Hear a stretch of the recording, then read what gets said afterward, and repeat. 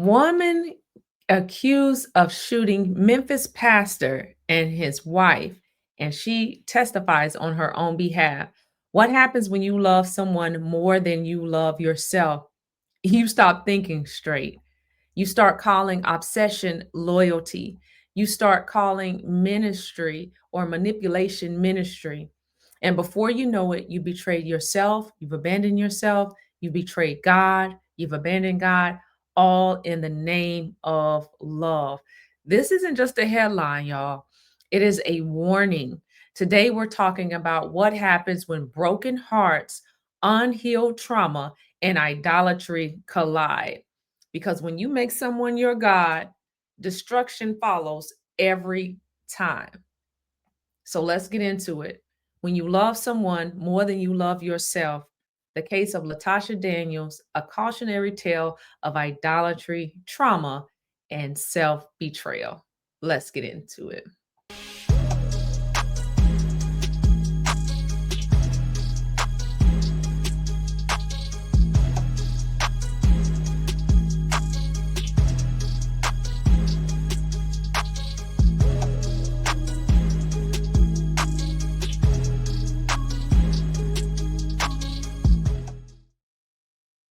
All right, y'all. I'm Shannon Savoy, founder and owner of narcfreeliving. All right, happy Veterans Day to the veterans. I'm a retired Chief Warrant Officer for. I am a trauma-informed coach, author, and prophetic voice. I help survivors of narcissistic abuse, of domestic violence, heal, reset, rebuild their lives through biblical truths, deliverance, and emotional intelligence. Around here, we don't just talk about the pain.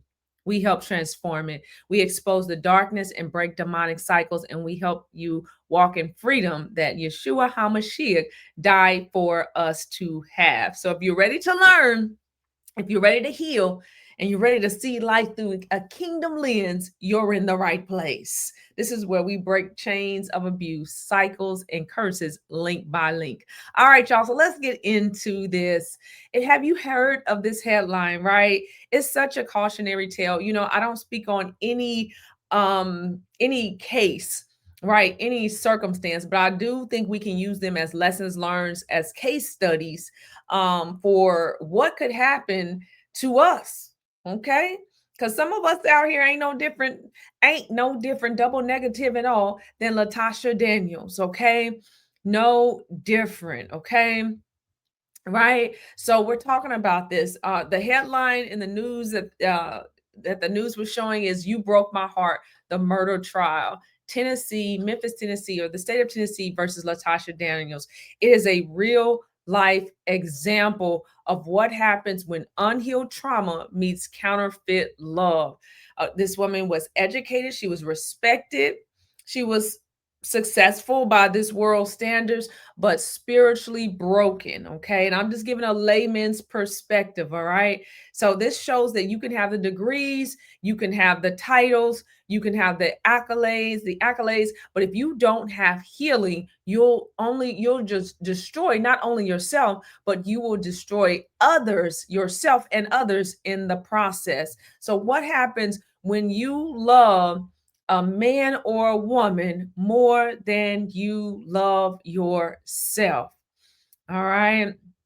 A scripture reference for tonight is 2 Timothy 3:6, and it describes false teachers who creep into houses and lead captive silly women. Silly women get led astray with sins, with lust, with listen, the desires, the unhealed desires of their own hearts. And that's what we see happening here today.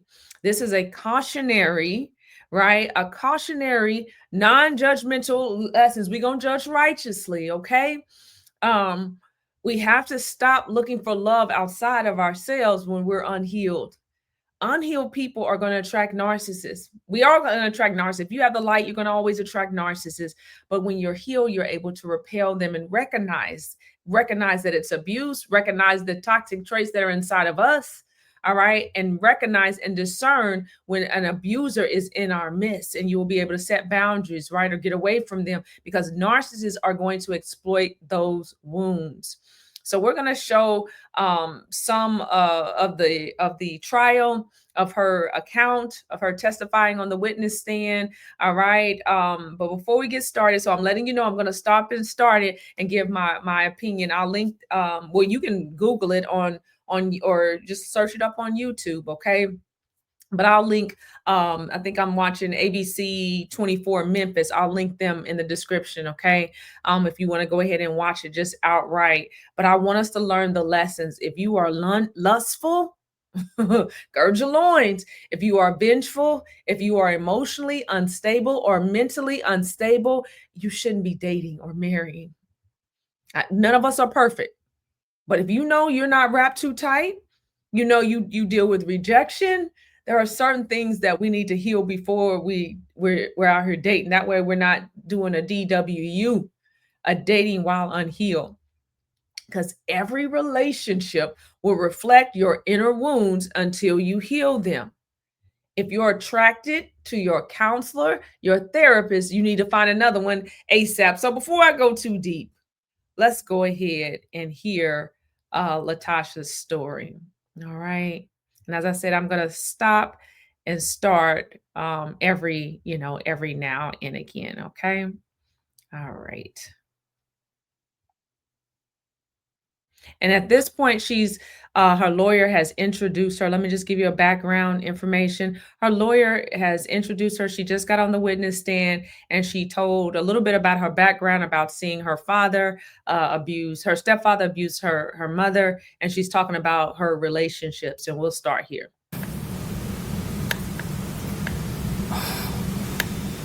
Did you have any siblings in the home? I did. I had 2 little sisters. Did the 3 of you hear as your dad would beat your mom? I'm not sure if they did, but I did, and I often would wake up and ask him to stop, and even sometimes try pulling them apart.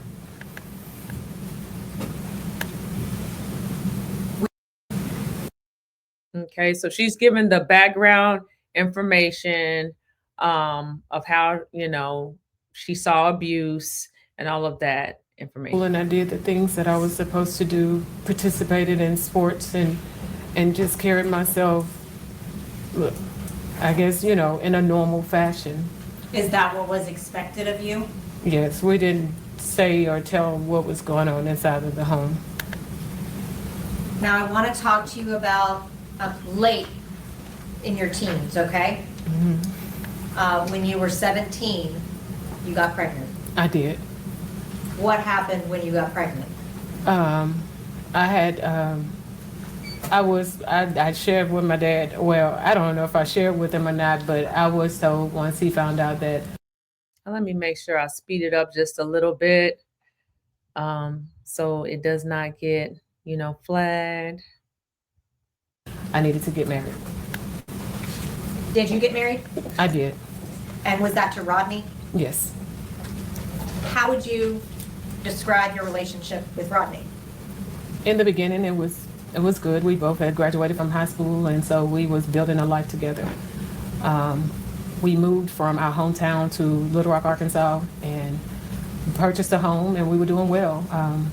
Rodney decided to go to police academy, and during that time I helped him. I made sure he studied. I did everything that I could to ensure that he made it through police academy and was successful.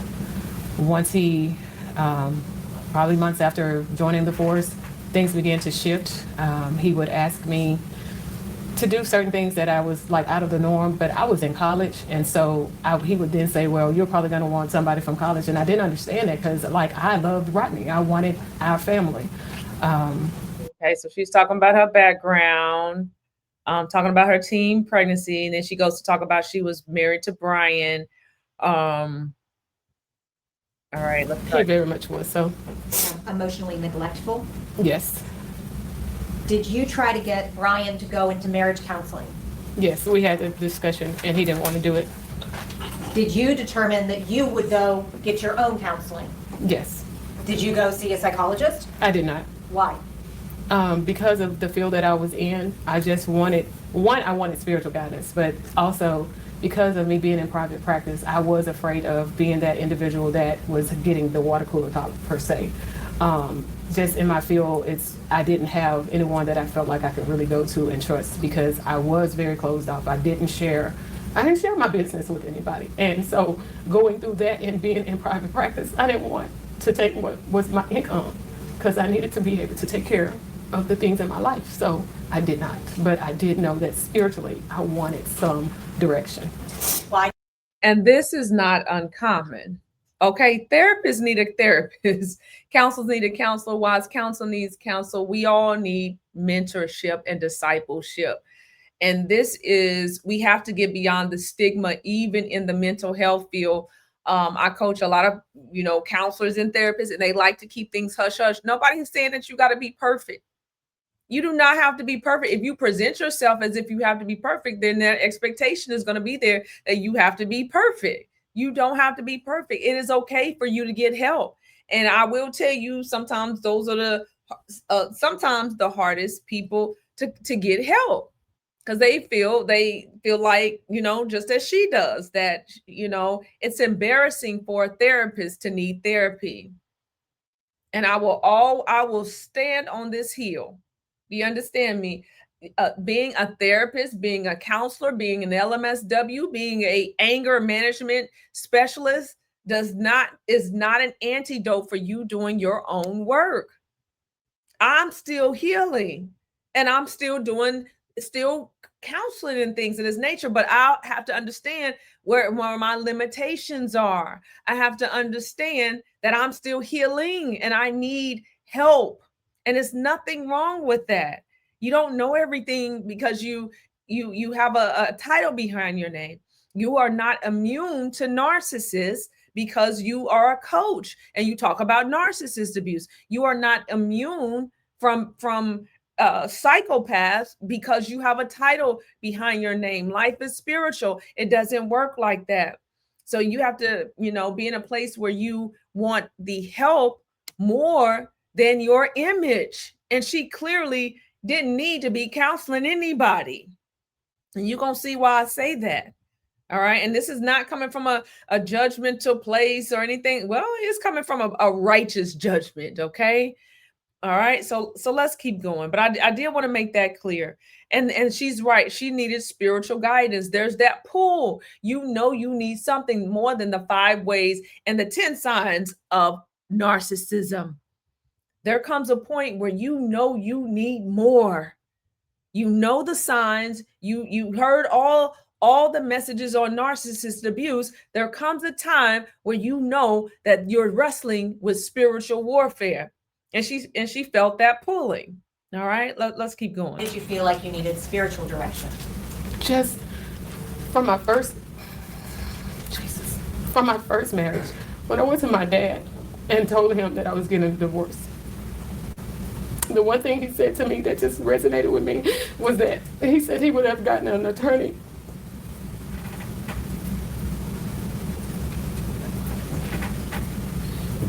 I'm taking away my children, but it was all just like, I just felt like it was like a punishment from God. And so I just didn't want to be in another failed marriage. I just didn't. Did your dad consider it your failure that you got divorced? Yes. Did you seek out spiritual counseling? I did. Now I want to talk to you about St. Mark's, okay? Okay. Do you need some water? Yes. May I approach her? Yes. Thank you. Failed marriages. That's why a lot of people say it. What is St. Mark's? It's the church that I attended in Little Rock, Arkansas. Is it a big church or a small church? It's a big church. Did you have any particular role within the church? Yes. I participated in evangelism, but eventually became a life group leader. How were you selected to become a life group leader? One Sunday, was talking to, just in shaking hands with some of the pastors, Pastor Perry, Brodus Perry, he had asked me, he was like, you thinking about being a life group member? And at that time, I was like, I'll consider it. And then eventually I did go ahead and sign up to become a life group leader. And this was prior to you reaching out for that spiritual counseling, right? Correct. How many members go to St. Mark's? At the time, approximately 6,000. How many people were selected to be life group leaders? In our first set of leadership training, it may have been approximately 60 to 80 of us. Okay. And were you then subdivided into groups? Yes, we were divided into cohorts. How many people were in each cohort? About 8 to 10. How many people were in your cohort? It was about 8 of us. Who was the supervisor, the supervising pastor for your cohort? Brodus was our leader. Would you consider y'all's group to have been a close group? We were very close. Did you become close with Pastor Perry through that group? I did. Is that why you reached out to him for spiritual counseling? Yes, I trusted him. Now I want to talk to you about that counseling, okay? When you approached Brodus Perry about counseling, did you explain why you wanted counseling? I did. What did you tell him? I told him that my husband and I were having some marital issues, and I just needed to figure out spiritually which direction. I just needed some spiritual guidance on direction. Did Pastor Perry agree to meet with you? He did. Where did y'all meet? We met in my office. Why? I didn't feel comfortable with being in the church, and I wanted to be in a safe space because this was, again, something that I was not fully embracing, that I had to deal with, and I wanted to be in a space where I knew that I could be able to be vulnerable. During the first counseling session, what did you discuss? Everything that was going on within my marriage. How long was the first counseling session? It was about 2 hours. Were you emotional during that process? Yes, Were you open? I was. Did you tell him very personal, private things? I did. How long, well, at the end of that session, did you determine at that time that you were going to ask for a second session? Yes. How long until you had a second session? It was approximately 2 to 3 weeks before the next one. Did it feel good to get all of that off of your chest? Yes. Did you reach out to Brodus Perry for a second counseling session? I did. Did he say that he would come do a second counseling session? He did. When you had your second counseling session, did you ask him about any odd behavior from the first session? I did. What was that? In the first session, from the moment he walked through the door, he had his hands in his coat pocket, his jacket pocket, and he sat there the entire time during the session with his hands in his pocket. So I found that to be a little strange, but I didn't say anything in the first session. So I asked him during the second session, because he came in and he didn't have his hands in his pocket. And I was like, what was that with you having your hands in your pockets? And at that time, he told me it was because he was trying to maintain his professionalism. Was that the first time that you had any indication that he might be interested in you? That was the first time. Did you proceed to start with the second counseling session? We did. What happened? All right. All right. All right. All right. All right. All right. All right. Red flags. First of all, if you are a therapist, if you're a counselor, you're a coach, you can make exceptions for clients, but usually, especially your first session, you want to do it on neutral territory or in it should have been a neutral territory if she was not comfortable in having it in the church, but it should have been in a space where he can maintain control. But because he was a wolf, he was already playing games from the beginning. He was already playing games from the beginning. Boundaries were already being crossed from the very beginning. All right. So yeah. So for my coaches, my counselors, my therapists, I know y'all like to lurk in the comments. What do y'all think about that? Even if you just, say it in your own mind. What do you think about going to a person's home? There are people that do that and that are legitimate and do that have no ulterior motive in doing that. So I don't want to make it seem as if that is just, just red flag. No, there are special cases that should not be the norm. That's usually not the norm unless you are a traveling therapist or something like that before a pastor. And I guess maybe because she was a therapist she was a therapist, maybe, he made an exception for her, but I feel like he was, I feel like that was just crossing boundaries. And I feel like that was his way I feel like they both knew from the beginning. And this is why your desires, you have to be clear on when you have a desire. You have to be clear on when you are in a vulnerable state, and be clear of that, because if you're not, the waters can get murky. And after you started the counseling session? As I was talking and sharing, Brodus reached over and grabbed, I had a 2-arm share, and he pulled me toward him and began to passionately kiss me. And from there, in that session, we did have sex for the first time. Were you proud of that encounter? In hindsight, no, but at that time, he was giving me everything that I had been missing for a long time. All right, and here's your trigger warning. These are adult conversations, okay? These are adult conversations. So warning. There's our adult conversations. We're adults, right? We are in the church. We are of the church, but these are adult conversations, okay? So during her second counseling session, her second pastoral counseling session, her second session, he pulled her to him, and I believe that was the motive all along. I believe that was the goal all along. I believe she knew. And whether or not she knew after that first session, there had to be some attraction in order for your second session to be the one where you have intercourse. She knew. You can play yourself and act like you don't know what you know. You can play yourself, play with yourself. Don't play with God though. Okay. Now I'm not going to sit here either and act like I don't know what it is to do some strange things. Do you understand me? I'm not going to sit here and act like I've been saved all my life, because baby, I have not. I cannot sit here and act like I don't know what it is to be the other woman. I can't sit here and act like I don't know what that is. All right. I was in the military. Not that that's no excuse, because you listen, but it's quite rampant. Okay. So I'm not going to sit here and act like I got a saint's hat on and I'm Sister Sardine and I don't know what time it is out here. I ain't going to sit here and act like I've been saved all of my life, because I haven't. It's only but the grace and mercy of the Most High God that I sit here before you. Do you understand me? But there are some lines. Listen, there are some lines that you don't cross, and we gonna talk about those lines. The world we live in today, it's a different world. It's a different world. It's a different world.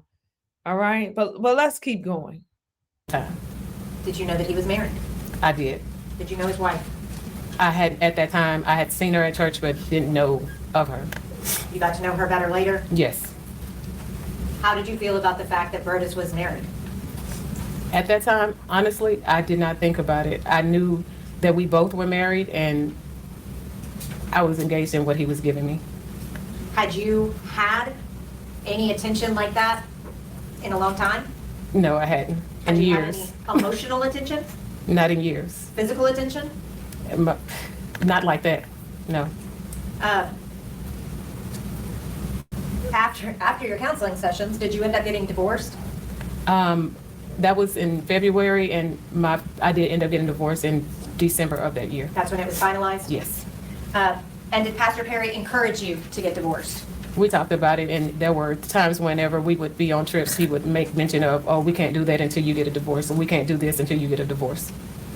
Now, I want to talk to you about your relationship with Brodus Perry, okay? Okay. Y'all playing already. Y'all playing with After money. y'all had sex, did Brodus give you any particular instructions? Yes. He immediately told me to download a app for us to be able to communicate. That app was called Confide. Tell the jury what the Confide app did. The Confide app, it's whenever you would send a message, and when you read that message, it would disappear. You couldn't screenshot it or anything like that. It would immediately disappear once you took your finger off the screen. Did Brodus teach you how to use that app? As we continued the app, it was probably maybe a week or two later, he found. I bet you stock in Confide went up after this. The cheaters was like, Confide, we got us a new app. Forget what's that. We got Confide. Don't y'all be going downloading Confide. Don't y'all be going downloading Confide. Listen. If you in this, don't play with God, baby. This ain't the dispensation for adultery, honey. Okay? This ain't it. People ain't well out here in these. About that, if you had, like, other people had your phone number in your phone and they had that app, then they could see you on it. So he had me to change my name on it and also change the way that I attached it to my account. So I went from having my phone number to coming up with a email address. So I made a new email address to be able to attach it that nobody else had. And he taught you what all you needed to do for that app to do that? Correct. So that it could not be traceable back to you? Correct. And he did that all very quickly? Yes.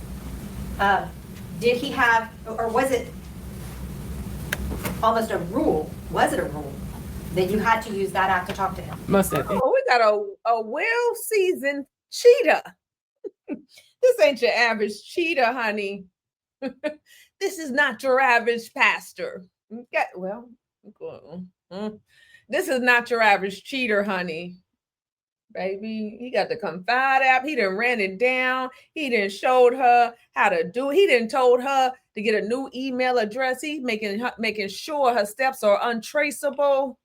That the other people that are on the app, I guess it's kind of like if you're on TikTok and it should suggest people you may know if they're in your phone. He was like, no, baby, go ahead. Let me give you the rundown. You go on there and you make you a new email address. You make you a new name. Baby, if you a cheater, don't be right. Listen, God gonna get you. Don't listen. Don't try this at home. Results may vary. Okay. This man was a well-trained, a well-seasoned cheater. Okay. This is a cheater. This is a cheater. This ain't your average cheater, honey. This a player from the Himalayas. This a player from the Himalayas. Let me see. This is why. That was our main form of communication as the relationship went on. If he wanted to use a different form of communication, like an email or maybe even direct messaging, he would then tell me, go to this platform or go to that one. But it was not, if I was to reach out to him without him reaching out to me first, I had to use a confide app. Did he set any other rules for your relationship? Yes. As far as it came to trips that he wanted me to go on with him, I was the one who had to pay my way as far as airfare or travel, and then he would, his words would, he would then take care of the rest, meaning that I would have somewhere to stay. When I was in the hotel room, what kind of new age? I was to stay. New age pimping is this? This is some space age pimping. This is some space new things. This is some space age pimping right here. This some new age tricking. There's some tricking I don't know about. So you got to pay your way to go on trips with a married man. Usually, I ain't always been saved, but but I'm just saying, shouldn't he be paying? I'm just saying, church, shouldn't he? Okay, let me keep going before I get myself in trouble. Listen, shouldn't he be paying? No. Naked. I couldn't have on any clothes. I had to, and the only way I would have clothes on is if, like, we were getting ready to go out. But other than that, when in the hotel room, I had to be naked. I couldn't, if something was to have happened to him as far as medically, he did not want me to call 911. I would have to call, who we referenced him as the professor, but it was Pastor Pointer. I would have to call him in order to get him emergency attention. He said verbatim lots of times, do not call 911. Did he add any rules towards the end of your relationship? At the end of the relationship, he wanted me to say yes, sir, and no, sir to him. Now, I want to kind of break those down individually, okay? Work. You were required to use the Confide app. Yes. I want to talk to you about the travel, okay? What kind of trips did Brodus want you to come on? The very first one was to Vegas. He had some convention or something that he was at, and so that was the first one. He had invited me to go to Cuba with him that year, but he ended up right at the last minute changing it, saying that Tabitha wanted to go with him, so she went with him, and he was like, well, since you're not going to Cuba, go ahead and sign up to go to Israel for the church group trip. So I signed up to go to Israel and paid my way for that. I traveled with him to Savannah whenever he would go with Pastor Pointer. Were there some trips that were for the pastors? Yes. And then y'all just in Israel, in Holy Land, doing unholy things. doing filthy things on the holy ground of Israel. God forbid. Lord, it's getting worse and worse. It's getting worse, and y'all bear with me. Listen, I done heard some of this, but you know, when you hit, it just be like, wow. I'm like, where's your children? I think she only talked about one son, but so I think I read in the comment section that she had 3. I don't know how many children she have. I didn't look up that. Where's your children? You sure got a lot of time on your hands, honey. You got a lot of times for a single mother. I ain't gonna judge it, but I'm gonna judge. I'm gonna talk about it though. The son, if she only has one son, he seems like an afterthought. And I'm not, mama, listen, mama live. We got lives out here. You know what I mean? But where's your child? Where's your child? And Brody, is he all up and through the house? Like, I don't know. But Brodus, whatever his name is, he is a predator. Straight up. A predator. And this is why we have to be careful who we allow to counsel us. You have to do your due diligence. If you have an attraction to your counselor, to your therapist, you know what time it is. Get you another one. If we don't want to be a stumbling block for men, women. We don't want to be a stumbling block. Okay, that's why we watch what we wear. We watch how we present ourselves. That does not mean that you are responsible for you know what I mean. But and then also men, you don't want to be a stumbling block. I didn't see the pastors with the tight everything popping, everything popping. You know what you doing. You know, and it's not a sin to look nice. Let's not get it twisted. You don't have to walk around with a jihad on or your face covered and we can only see our eyes. Because listen, a lustful person, they'll see right through that. Do you understand me? So that's not what I'm saying either. We all are responsible, but this is why when we have those desires, we got to be honest with ourselves. If you have an attraction that you know you struggle with lust, you know you struggle with perversion. That's why I am an advocate. I get it. I am an advocate for women coaching women, counseling women, and men counseling men. And I'm not saying that there are ever exceptions. I trust my husband to have counseling with women, but I trust him to let me know what time it is.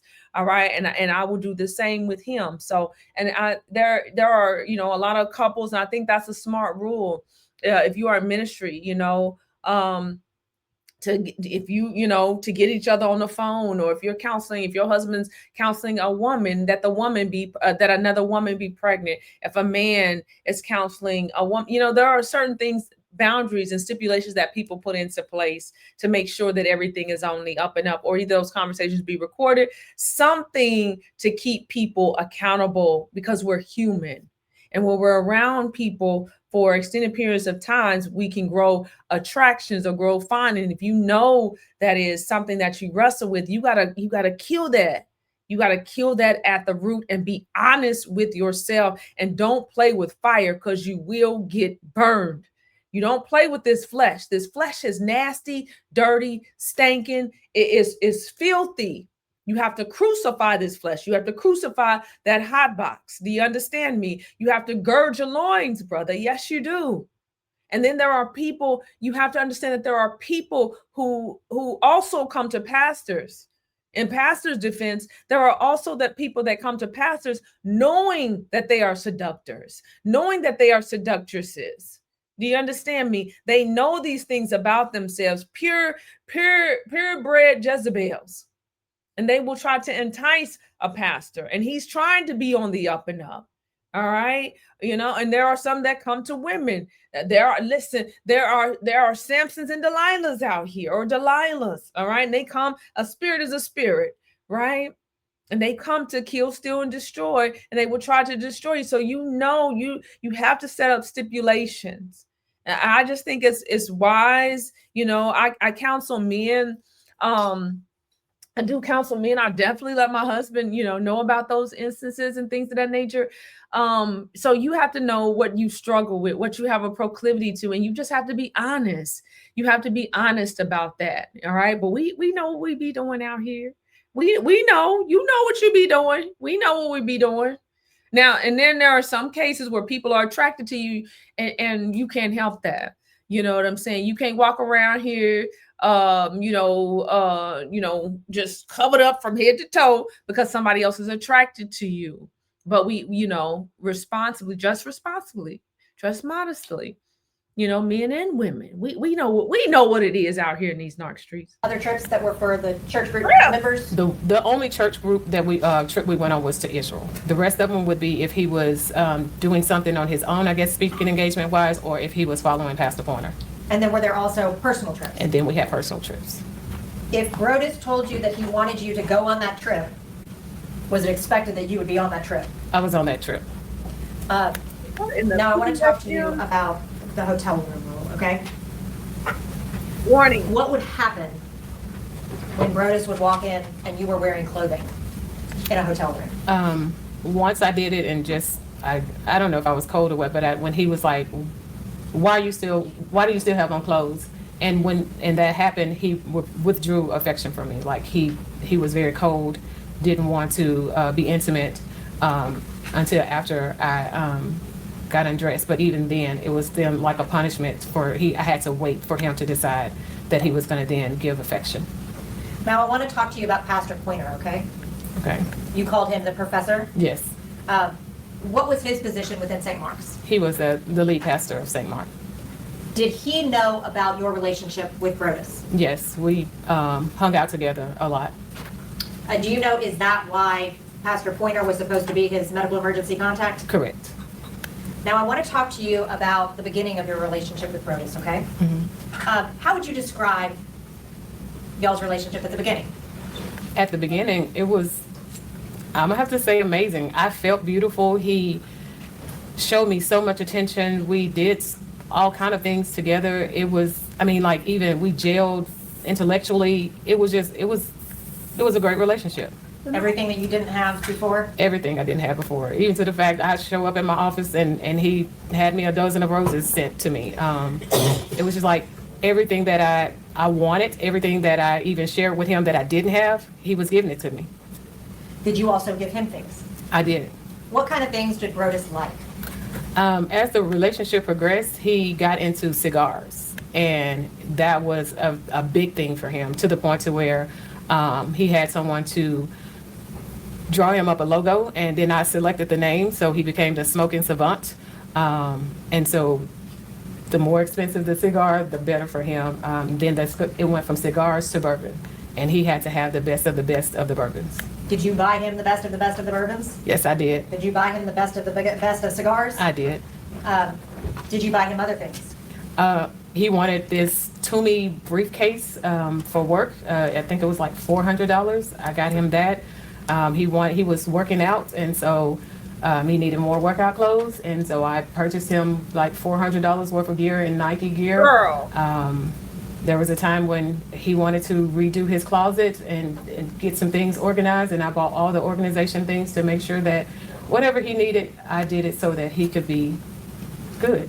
Did he also expect you to do that? It got to a point to where it did become.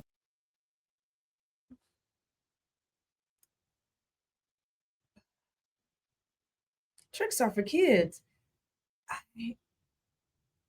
You a single woman tricking. You didn't mess up the game, honey. This is different.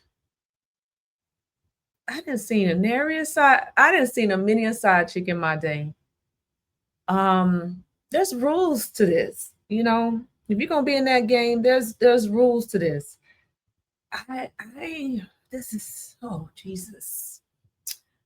I need a CBU class. I feel a CBU class coming on, because what is this?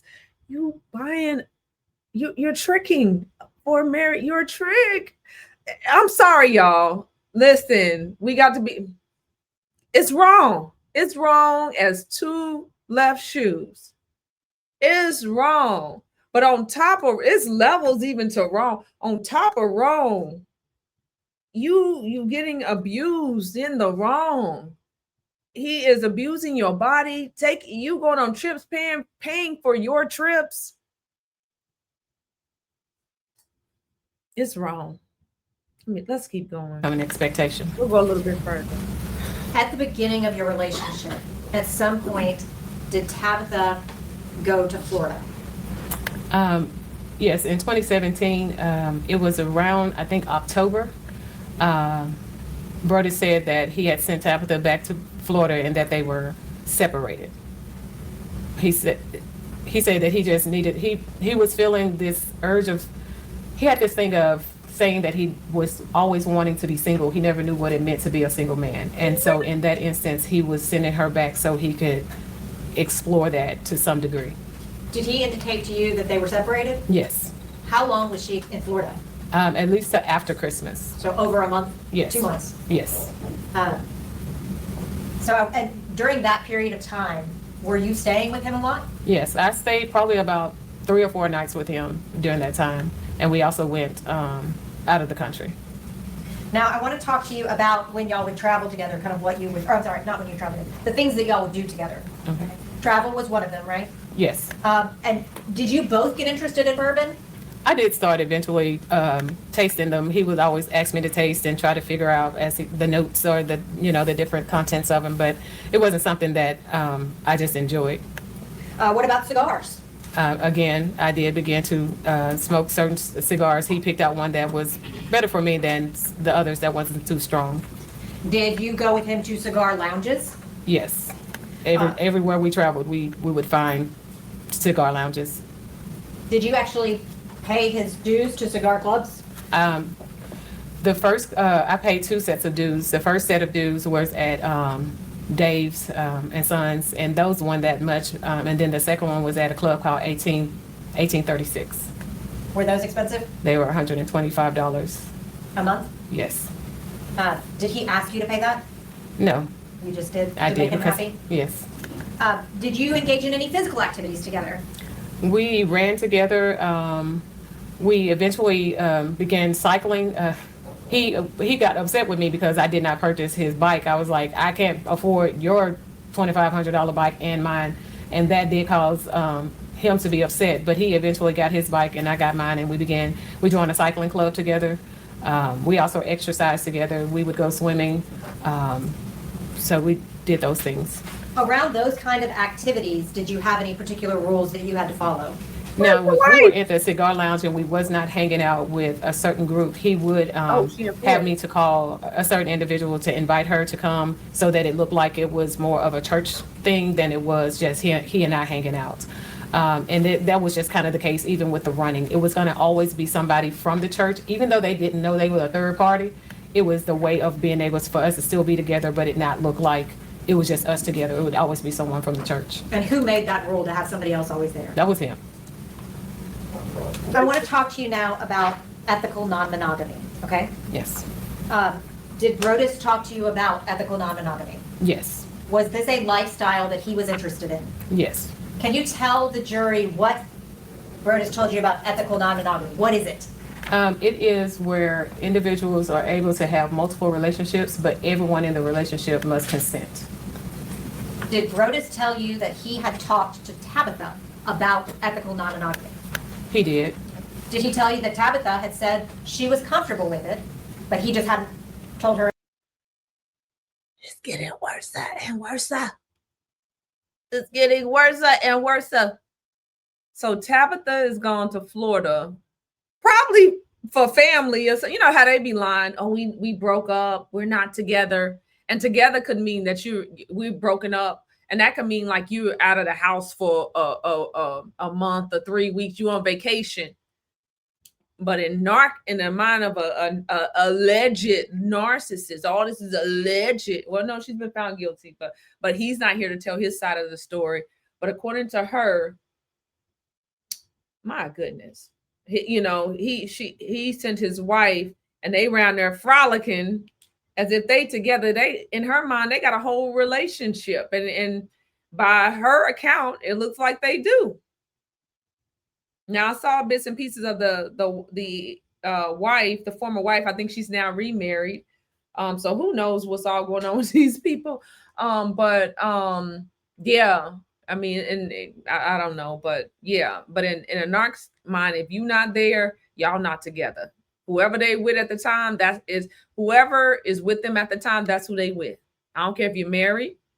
An alleged narcissist, an alleged sociopath. This is high level. This is not your standard cheater. This is who somebody who married for image. Tabitha was a placeholder, was a image maker. And that's usually why a narcissist marries. They marry for image only, not because they love. He didn't love her. He didn't love either of these women. None of these women and men. Because he look on the lefty. He ain't here to tell us out, but I'm just saying, you know, streets be talking. But kind of zesty. They usually be, when they just like this and they're very perverted. They usually have men and women that, you know, honestly, don't ever think, how low can you go? How low can you go? Lower hell. They'll take you right to hell. You understand me? You give them an inch with your body, they'll take 1.5 miles. They like sodomy. They like all kind of nasty things. It sounded like he was into some BDSM. She couldn't wear clothes. Like what bourbon? I mean, and it's nothing wrong with drinking. It's nothing wrong. We don't overindulge, but for a pastor to be known for bourbon and cigars, what in the carnal church is this? This is not of God. And none of these people that I've heard so far know God. They know how to play church, because this is playing. This y'all messing with the church's money. Y'all playing church over here. Silly rabbits. Tricks is for kids. Let's keep going. We'll go a little bit further. How much? Listen, y'all all right? Don't be acting like y'all know what time it is out here. We need to know this stuff. We need to know what's going on out here. About you yet?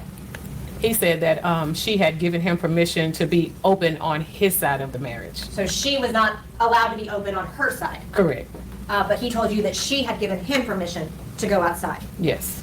But he had not told her about you, to your knowledge. No, not to my knowledge. Did Brodus ever give you a book to read? The Ethical Slut is the book that he wanted me to read so that I could have a more foundation and knowledge of this lifestyle that he was wanting to be in. Did you read that book? I did. Were you interested in the lifestyle espoused by that book? No, I was not. How soon into the relationship did Brodus Perry start discussing this concept of ethical non-monogamy? Actually, it started, so we were just having conversations about things in life that we wanted to do, bucket list type of things that we were curious in. And at that time, he was like, one of the things I want to do is have a threesome. And I was like, yeah, no, that's nothing I've ever thought about. But he was like, well, I've had one before, but I paid for it. And this time I want to have one where I don't have to pay for it. And so he began to speak about, the term he would use is Tabitha and I being sister wives. Didn't quite know what that meant, but as things went on, he would start to talk about me watching them have sex. And he was like, but I think she'll be on board with it, just give it time. But so this would be the dialogue. And that dialogue just continued on to where it went from watchers to now wanting to have the threesomes. And then that's when the ethical slut was introduced. Come on, y'all. Come on, man. Come on, y'all. Even if we, it's levels. That's all I can say. Like, this is horrible. It's horrible. It's horrible. It's horrible. So now you're going to introduce more soul ties. He already has umpteen thousand soul ties. So now you're going to introduce more soul ties. You're going to introduce more people and if the wife doesn't know, and she's probably still, having relationships with her husband, my goodness. And we wonder why HIV is so rampant. My goodness. We wonder why, sexually and soul transmitted diseases. These people are walking around half baked because they're soul tied. Their soul is so fragmented. I'm gonna get into that. He brought the ethical slut. This is a pastor. This ain't no pastor. This is a wolf in sheep's clothing. Let's call it what it really is. Let's call it what it really is. These are two people that are in idolatry, that are highly narcissistic. Let's call it what it is. Both of them. Yes, both of them. She's no victim at this point. This has gone well enough beyond the past to say stop. Okay? No. There's she's not a victim. Okay. She knows what it is to get help. She knows enough that she needs help. But when the help came in the form of a cheating serial polygamist or whatever he is, this is a wolf in sheep's clothing. This is not a pastor, y'all. And people get the church confused. Oh, well, that's why I don't go to church, because you go to the store and there's wolves there. We just have to have discernment and understand that not everybody who calls themselves a therapist, not everybody that calls themselves a coach, not everybody that calls themselves a counselor, not everybody that calls themselves a pastor or a bishop is really qualified to be that. By their actions, you can be disqualified if you ever were qualified at all. And a lot of these people, she was someone who specialized in anger management. Make it make sense. People love titles, they love honorary degree, love all this stuff to make themselves seem more than what they are. Because at the heart of it, they're not doing the work. The fruit will speak for itself. Who I want to hear from some of her clients. And the thing about him, they probably love him. There's some people out here that know the truth about this wolf. Rest his soul. Well, I don't even know if I don't know.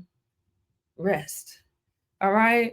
But there's people that know who he was. Pastor Pointer, Bishop Pointer. Come to the front.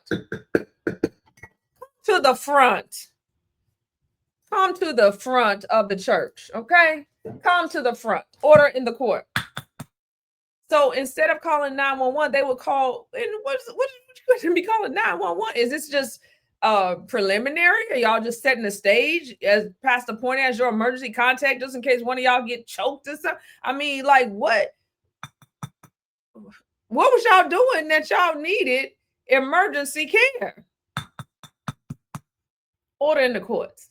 Pastor Pointer, you wrong as two left shoes. And I don't know if I hope that wasn't that pastor that got up there and eulogized. Y'all, we got to start calling it what it is. People playing with God, using God. Let's call it what it is. These are wolves in sheep's clothing from Pastor Pointer. Pastor Pointer knew Pastor Pointer probably got the same Confide app because birds of a feather flock together. And instead of Pastor Pointer giving this man wise counsel, which he wasn't going to take anyway, he's too far gone. But instead of him giving him wise counsel, now guess where he at? Guess where he is? Only God knows, but his fruit shows where he is. You understand me? We got to stop playing with this. Fornicators, adulterers will not inherit the kingdom of heaven. That's God's word. That ain't mine. Don't judge. No, that's Tupac. That ain't God. And so it was just like a progression of this lifestyle that he wanted. So kind of breaking that down, how far into the relationship did he start discuss wanting a watcher with you? It was pretty early on. I would have to say it was before they took their trip to Cuba, which was around his birthday in May, that he began to talk. He was talking about the watcher. So that was 3 months. Was that a different trip than the birthday trip that he took where he had the threesome? Yes, that was a different trip. Okay. Did the threesome birthday trip happen while y'all were together or before? It happened while we were together. My Lord. My Lord. All right. So they're talking about she didn't want to have threesomes with him because their time was already limited. All right. So let's fast forward. My goodness.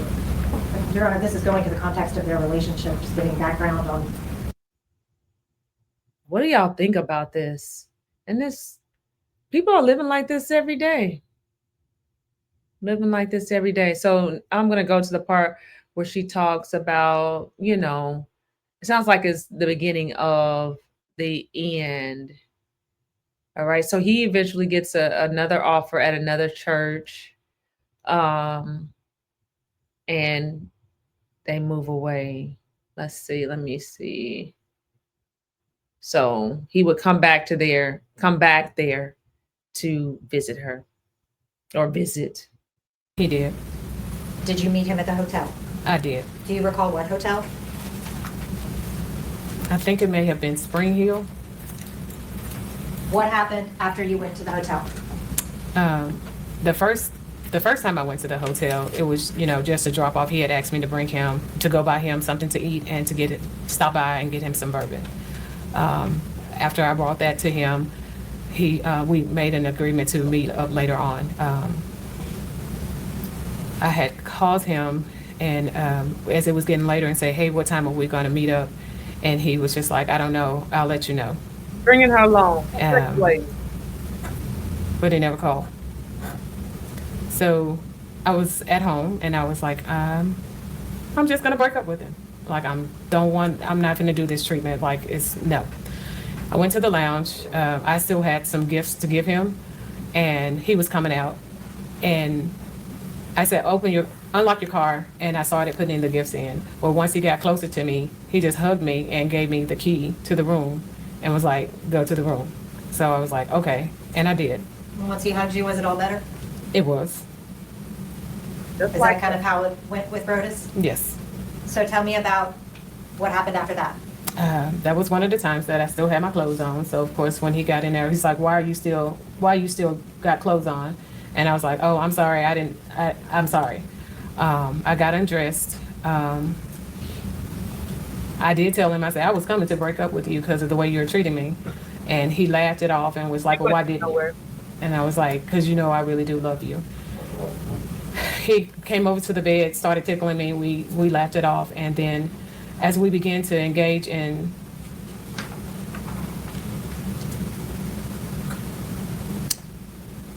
what I thought was going to be lovemaking, was not that night.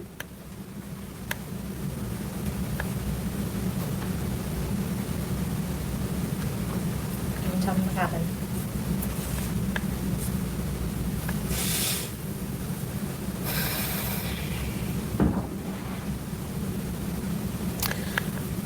As I was performing oral sex on him, he began to thrust himself inside my mouth really hard. And I told him that was hurting.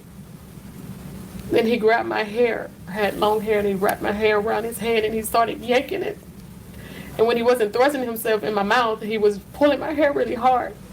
And with his other hand, he would just hit me and hit me and hit me. And I was like, this is hurting. And he was like, you better not bite me. You better. Decide anything when you were in that emotional state? Well, that particular night, that morning, we stayed the night together, and that morning he got up and he left. He was getting dressed, and I was like, where are you going? Like, we always showered together. And he was like, and I was like, where are you going with still smelling like me? And he was like, none of your business. I was like, since when did you not tell me your schedule? And he left. Well, he was getting ready to leave, so I got up and I got dressed, and as I got dressed, I grabbed the key card for the room off the thing, and he laughed it off, and I left. And later on, I texted and said, hey, are we meeting up again? And he was like, I'll let you know. Of course, the day went on. I had rearranged everything, thinking that he was going to end up we would see each other earlier that day, but I didn't. And so that night, when I still didn't hear from him, I decided to head to the room. And as I was going, he was there. But in my wanting to head to the room, I had made the decision that I was going to kill myself in front of him, because I just wanted him to feel the pain that he was causing me. So when we got in the room, he was already in there by the time I parked and got in. And I pulled out my gun and I told him, you're about to feel the same pain that you've been giving me. Did you ever threaten him? No. Did you threaten yourself? I told him I was going to kill myself. What did he do? He began to tell me no, and he kept saying that he loved me and that we can fix it. And I was just like, no, you're treating me so bad. And he was just like, that's not, I love you. And eventually he talked me into putting the gun on the counter and coming over and sitting and talking to him. Let's be clear. There are people who have suicidal ideations. My heart goes out to them, where you get to the point where you don't have any hope. This was not that. There are some people that are vulnerable narcissists, okay? I don't know what she is. She gives all the signs of being a vulnerable narcissist. When you don't allow yourself to heal, you become the very thing that you hate. Right. I fast forwarded through the part where the man and his wife left the past. So I don't even want to call him the man and his wife. His wife left town. She planned the party. She planned their going away party. He even coerced her and told her how to get more money from the people in the church for his gifts, to give him monetary gifts. This was a wolf in sheep's clothing. This man knew she was not going anywhere. There are women that make idle threats. Baby, I don't make threats. I follow through on promises. That's what a real woman does. We don't give ultimatums. We don't cry wolf. This was a wounded little girl in a grown woman's body who has all the signs from a layman's perspective of arrested development. She was not going anywhere. She learned to be a manipulator. And I'm gonna get on him, don't worry. She learned to be a manipulator. This is no different than like a Betty Broderick type story where you cannot get away, where you come to the point of being a narcissist and being obsessive yourself because you can't let go because you're an idolater. She played in his wife's face. They both played in one another's face. She had no plans to leave this man. A woman that gives idle threats, a man knows that. The same way a man knows that. He knows who's not going anywhere. And if you're the type that does not go anywhere, she has no self-respect, not an iota of self-respect. Well, she might have an iota because she didn't allow him to have threesomes. So that shows she has a smidgen of self-respect. She does not honor her body. She does not know what love is. She knows what manipulation is.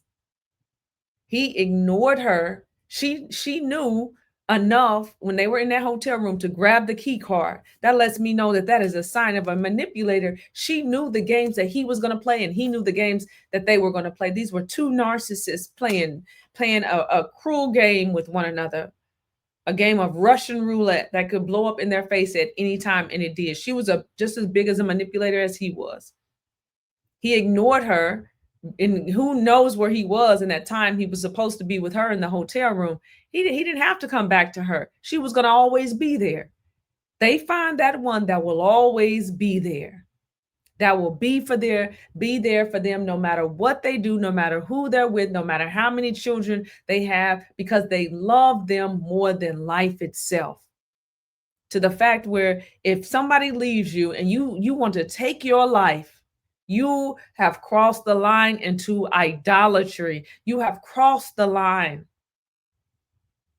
She was broken, but she wasn't innocent. And again, where is her child? Where is her children? Where's her child? All I see is a woman who knew how to throw temper tantrums when she did not get what she wanted. And her way of throwing, people that throw it, oh, I'm going to unalive myself if you don't stay. No, they will unalive you if you don't leave. She knows there are people that will threaten. Those are manipulators.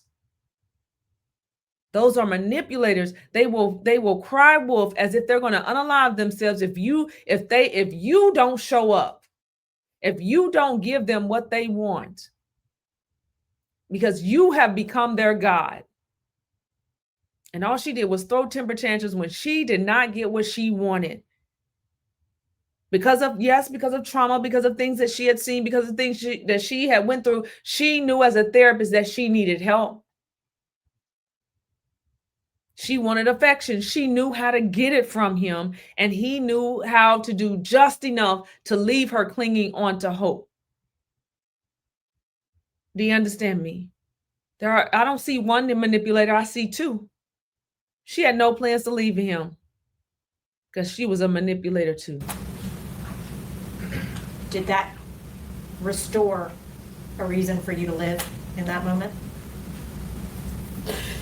It did. Was this the first time that you had gotten to the point of hopelessness that you felt like you needed to kill yourself? Past relationship. Not in a relationship, no. Attention.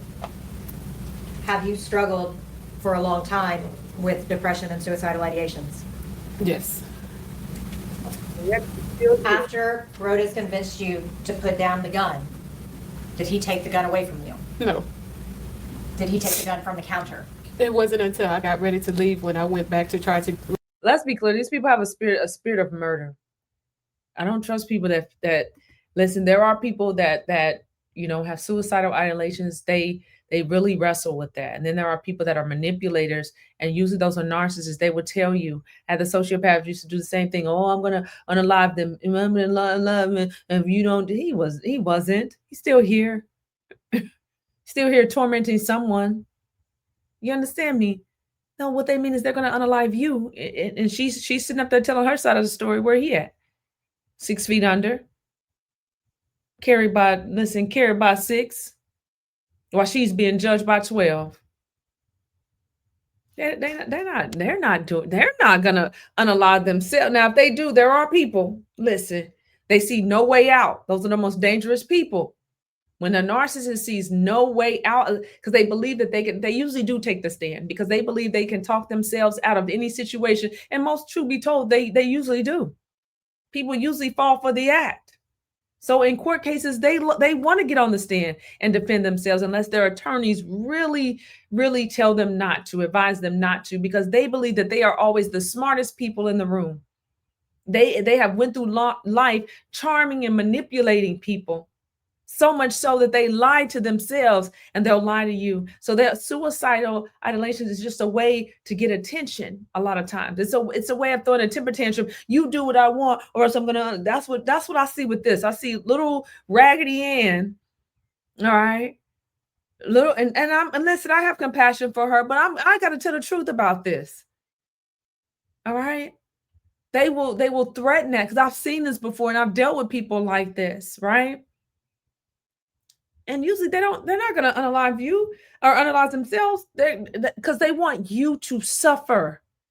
And they have visions in their mind of someone finding them and everybody being distraught once they're gone. They want to know. They get satisfaction out of that because they want you to feel the same level of pain that you rejecting them makes them feel. Whether you rejected them rightfully or not, they don't care. They have an image and a narrative that they make up in their mind, and that's what they go with. There are people that are not in relationships that become obsessive with people. They follow them around, and in their mind, they have a relationship with these people, and they consider these people their property. She considered this man hers, and he played with fire. And he played with the wrong one. I'm gonna talk about that. I'm gonna talk about him. Best believe. To get it, and then he pushed me out of the way, and he got it. He didn't want you to be able to leave with the gun? No. And was he worried what you would do with it? Yes, but he made me promise to meet him the next morning at the lounge. Do you know where he put the gun? At that time, I did not. But he kept it from you, right? Yes. And you later found out that he had placed it in a locker at the cigar lounge? Yes. After that happened, did you realize that you needed a little bit of time? Yes. What did you do? I made a plan to go and be with my friend. She is a therapist, but I just needed to get away, and she had an extra room. And so I just told her that I needed her to watch me and to just be there if I needed her. And was she in Little Rock? She lived in Pine Bluff, Arkansas. So how far away from Little Rock? About a 45-minute drive. Is she someone that you also worked with? Yes. At that point in time, were you pretty desperate for? Yes, I even was going to go and be with another friend of mine who was a clinician, but she lived in St. Louis. Now you got all these clinicians. But she then, by the time it was for me to leave one friend to go to her, was then going through some marital issues herself, so I decided not to go to her house. During the time that you stayed with your friends, were you speaking with Rhodas? Very limited. When you got back to Little Rock, did you resume speaking with Rhodas? I did. Were y'all still together at that point? Yes. I want to talk to you about April 4th, 2019, okay? All right. Yes. Can you? All right. Now let's begin to wrap it up. Are y'all all right? this is a lot. This is real life. Stuff like this happens, and this is a cautionary tale. But before we go to that, I just want to check in with y'all. What do y'all think about this so far? Leave your comments in the comment section. This is sensitive commentary, okay? This is sensitive commentary. She talks about different things, but now she's going to the night of April 4th, okay? So yeah, let's go. Tell me about the text that you got on April the 4th.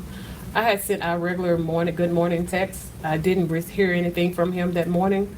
And then later in the afternoon, I seen what he had responded. And so I opened it up. And it said, I think our time is up. So he had broke up with me via disappearing text. How did that make you feel? Like the fire out. I felt so used and worthless, and I just felt like trash. Like who does that to somebody who they say that they love?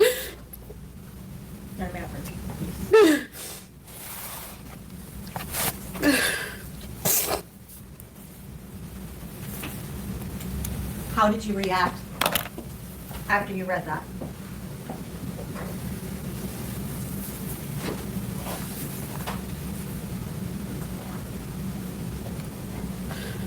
I wrote a letter. I wrote a suicide note to my family because I was just like, I'm tired. I'm tired of the pain. I'm tired of it all. And I just wanted I wanted the pain to end. So I wrote a note. All right. And made a plan to take my life.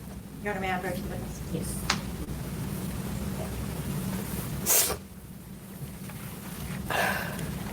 Natasha, do you recognize that? Yes. What is that? This is the note that I wrote to my family. Your Honor, I'd ask that that be made the next numbered exhibit. In objection. Objection, Your Honor. B-22. We'll show the suicide letter as exhibit 22.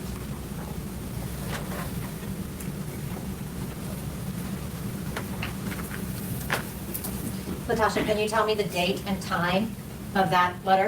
Okay, I'm gonna skip this. She wrote her family a suicide note, and you know, she told them that she wanted to them to be proud of her. She didn't think she could bounce back. She tried. She said to her, I think she said to her son or sons. I never could figure out how many children she had. But I think she wanted her niece or her sister to find her or something like that, which is very selfish. Very selfish. And I get it, you know, when you're of that mindset, you've lost hopelessness, but I would think that you would not want your loved ones to find you like that. And I guess the letter, I just see temper tantrums. I'm not even gonna lie. And forgive me if I'm seeing that from a different perspective, but I see a manipulator. I do see someone who is mentally struggling with mental illness. I'm a layman. I'm sure we have, you know, people who counsel people like this all the time, or, you know, are in, you know, therapy with people like this. So I'm just saying it from my perspective, what I see it. I am allowed to share my perspective. That's what I'm doing here. I got the mic. You share your opinion below. Yeah. So she left it for her niece or her sister to find one, and then she decided to get a gun. She had a whole plan. She didn't want to do it in her house.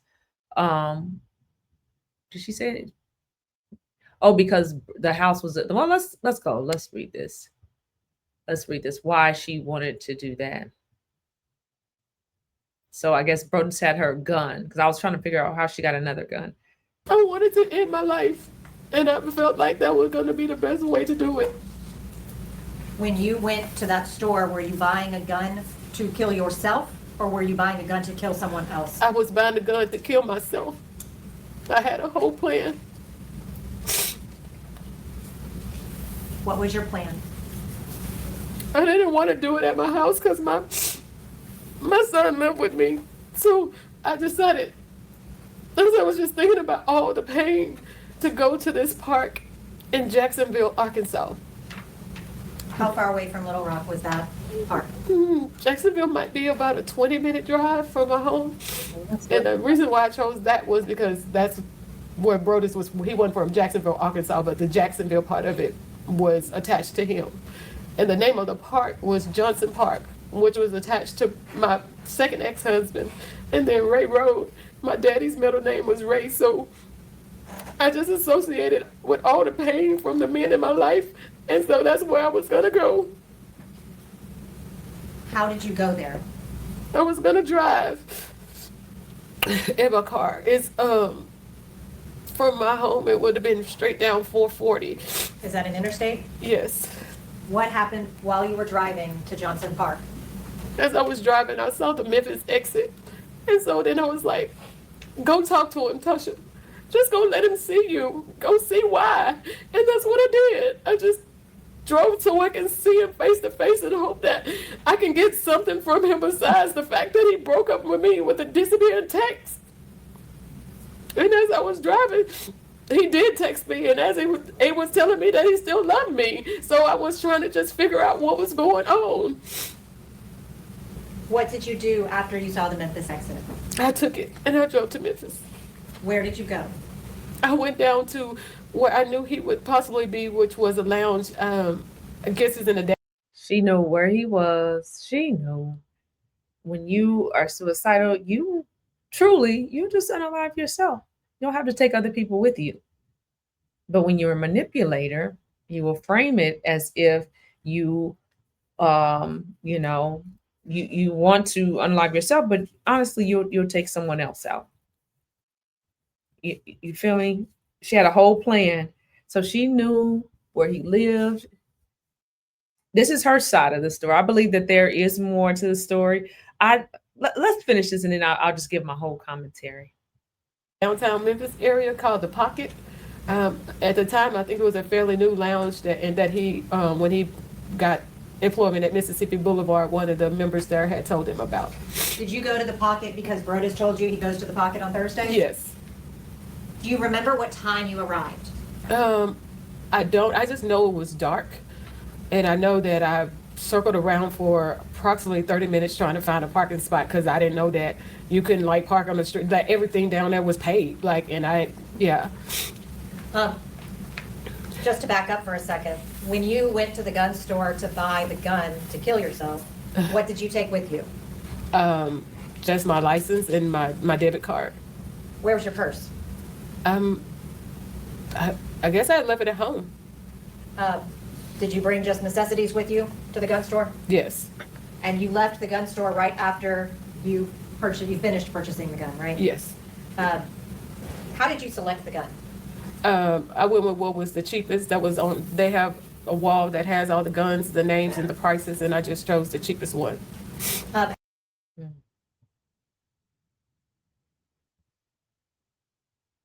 keep going.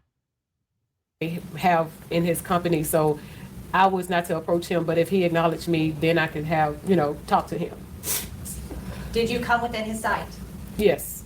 Did he acknowledge you? Yes. You actually walked right? I walked past him, and so he said, so you're just going to walk past me and not say anything? At that point in time, did y'all engage in a conversation? Yes. After you talked with Brodus, what did y'all figure out? Well, we decided that because his thing was I still wasn't wanting to be on board with him and this non-monogamy and have been able to see other women. So we came to I told him, well, we still haven't told Tab. You've always said something about telling Tab, so we haven't told Tabitha. And he said, okay, we'll tell Tabitha. He told me to go to the apartment and just talk to her about tenants until he got there, and that once he was there, we would tell her. He had to go to his boss house to drop off something. And so he gave me a backstory as to what to tell her if she asked me while I was in town, and we left. But before leaving, we came to the resolve that once we told Tabitha about the relationship, we had a trip that was planned to go. We was going to Kentucky. A trip? If she said yes, then that would be a new start, a fresh start. But if she said no, then that would be the trip that we would end. Thought you were. Did Brodus indicate to you that he was going to tell Tabitha while y'all were at the apartment? Yes. about your relationship. Yes. And what would have happened, or would you have been allowed to tell Tabitha without his okay? I didn't know. What, would you have been able to continue a relationship with Brodus if you had done that? No. So I want to talk to you then about when you left downtown, okay? Where did you go? I put in the address that he had given me, and so that address did say Collierville. I didn't know how far away it was or anything. I just placed it in a GPS. Do you remember what time you arrived at the apartment? I know it was late. I just remember when we were there and we were talking, I remember the news coming on. Probably around 9 o'clock? Yes. So you left Little Rock, Arkansas at approximately 5 o'clock, right? And drove to downtown Memphis, right? Yes, yes. That takes about 2.5 hours? Yes. How long would you say that you were talking with Brodus? We talked for a while because I remember the valet pulling the car up a ways and getting out, and just because he was sitting in there waiting on him and we never did, so he just pulled it up and we continued to talk. So then you left downtown, it was dark, Yes. drove to Collierville. Yes. What did you do when you arrived at the apartment? I circled around because it was dark and I really couldn't see like numbers or anything. So I circled around, and then I guess eventually I found the building number, and I parked and found my way to their apartment according to the address. If I may just have one moment, Your Honor.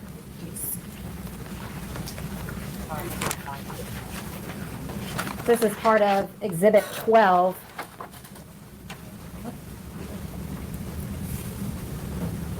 Wrap it up.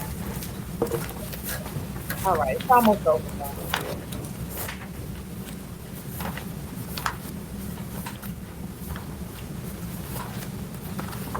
So what do y'all think? That she drove 3 hours and they were just going to tell his wife? But I'm like, when did the plan change? I thought you know, I don't know. Yeah, let's wrap this up because I I was a little nervous, and could we just go somewhere and talk? And he said, no, we're going, you wanted to talk to Tabitha, we're going to talk to her. No, did he answer every time you called him? I didn't call him a lot, but I did that night. Before you walked inside, was there a time you called him and he didn't answer? No, Okay. Not that you recall? not the right call. After you had talked to him and he said, no, we're going to do this, what did you do? I went to the apartment and knocked on the door. Were you wearing your coat? Yes. When did you put on your coat? When I got out of the car to go to find him at the lounge. Is that when you were walking around downtown at night by yourself? Yes. Did you ever take your coat off after leaving downtown? No. When you left downtown, how would you describe your feelings? I was a little hopeful. I was like, okay, maybe, we can get some resolve. We can get back to normal. And so that's what I was focused on. And when he insisted on telling Tabitha, did you get even more hope? Yes. So what did you do? Did you get out of your car? Yes, I got out of my car. Were you still wearing your jacket? Yes. Did it register to you that you had a gun in your pocket? It did not. Did you go to the apartment? I did. What did you do when you got to the door? I knocked on the door. And I can't remember, but I ended up bending down. And that's when she said, I'm not going to open the door for someone I don't see. And so I knocked again. And that's when she was like, Tasha, is that you? What do you mean you bent down? I don't know if I couldn't remember if it was time or sure or something. I just remember bending down, which is why she didn't see me when I knocked the first time. The dude was hiding. You just don't remember? No, I don't. Yeah. Who answered the door? Tabitha. What did she do when she answered the door? She once she opened it, she embraced me and said hello and welcomed me in. Did you go inside? I did. Where did you go when you went inside? She positioned for me to toward the couch, and she sat on one end and I sat on the other. And that would be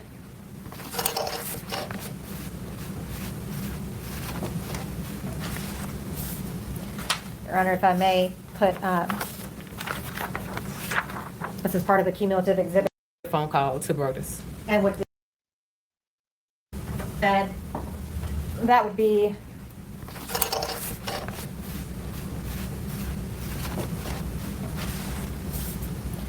Your Honor, if I may put,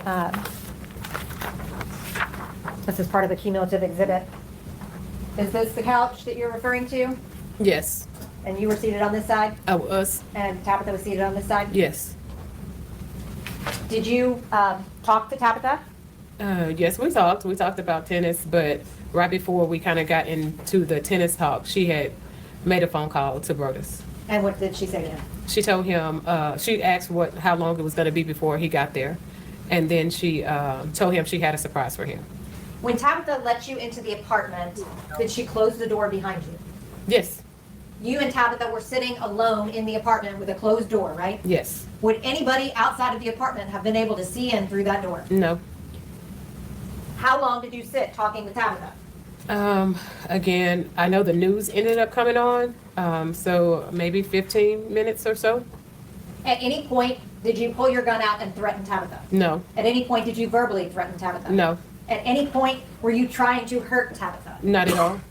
Were you happy to be there about to have this conversation with Tabitha? Yes, Was Brodus there yet? no, Now, I want to talk to you about when Brodus Perry arrived, okay? okay, When he walked in the door, could you see him? yes. Can you describe his demeanor when he saw you? When he came in, he didn't look surprised or anything, which is what I thought he would do since he knew I was going to be there. But he was just like, I think Tad was like, surprise. And he was like, this is not a surprise. I thought you had some keto cookies for me. And from there, he was like, what are you doing here? And then I went with the story again that I was in town for a conference. And we just kind of started engaging in small talk. He came and sat beside me. And then after about a minute or so, it was like, would you like a pour? What is a pour? A pour is some bourbon. Did you accept the pour of bourbon? I did. Where was Brodus seated? He was approximately a foot or two from me. I'm putting back up from the cumulative exhibit, That blue chair. this blue chair right here, Yes. and you were seated here, Yes, and Tabitha was still seated here. yes. After you accepted the pour of bourbon from him, did he make any comments about you drinking? He came back and sat down, and as we were talking, he would make references to me drinking and would say, well, I think you're going to have to stay the night. So I'm thinking, okay, well, this is about to get into this conversation. But he never would give me eye contact. But he would continue to make, it's like, we have to clean out the bed in there because it has a lot of clothes on it. And, but I'm still looking at him to get, like, to see where you going with this. But he never did lead into the conversation. He actually started asking me questions like, so where are you staying in Memphis? And I'm like, that wasn't part of what you told me you was going to say. So I don't know Memphis. He knows I didn't know Memphis. And so I didn't know what to say. I finally said an Airbnb. And then Tabitha was like, where? And I was like, downtown. And then that conversation ended. And he continued to say something about me staying the night, but never going into the conversation of what we were supposed to be talking about. Had you ever been into that apartment before? No. On April the 4th, when you were there, what part of the apartment did you go into? I walked through the front door, which led into a small little hallway and right into their kitchen area. And then into the living And room? then into, yes. Did you go into any bedroom? No. Your Honor, this is part of the cumulative exhibit 13. Did you ever go into the guest bedroom? I did not. What is all over the bed in the guest bedroom? Clothes? Had you seen that? No. But those are the clothes Brodus was talking about? Yes. When he was talking about clearing off the bed, you sleeping over, A woman outside. you said you were going to leave. Tabitha got up, he got up, and so she began to tell me about watching for the police, because I had been drinking. Had you drank a lot? No, not at all, but she still was just letting me know. And she began to walk toward the door. And I asked him, would he walk me out? He said no. And I said, why not, sir? That's Southern hospitality for you to walk a woman outside when it's dark. Because I wanted to just get him to see like what happened. Why didn't you follow through? But he refused to walk me out. So Tabitha opened the door and was walking out. I was still trying to get him to walk me out. And as I reached into my pockets to get my keys, I remember being outside the door, and then the next thing I was standing in their kitchen. Do you deny that you shot Broadus Perry? I do not. Do you deny that you shot Tabitha? I don't, but I know it wasn't intentional. Did you mean to shoot Tabitha? No, I wasn't trying to hurt anybody. When you went to that apartment that day, did you intend to use your gun on either Broadus or Tabitha? No. When you went there, what was your purpose in going there? Thinking that I was going to get some kind of ending to the relationship. And what do you mean? Like, okay, of course, after I got to, talking to him at the lounge, we had a plan. It was either going to be a start or an ending, but it was something that I could see, like I knew it wasn't just a disappearing text, but still, I love you, So I went to the apartment, I guess, for lack of a better word, to get some resolve. Did you have hope, given that Tabitha was open to the open marriage? I was nervous about that because, like I said, he had told me she had these rules about not nobody that you know and things like that. So I'm like, she knows me, so I don't know what that was going to be like. I didn't even think about anything beyond that. As far as Tabitha goes, this is a person that you became friendly with, right? Correct. How did you balance that with having an affair with her husband?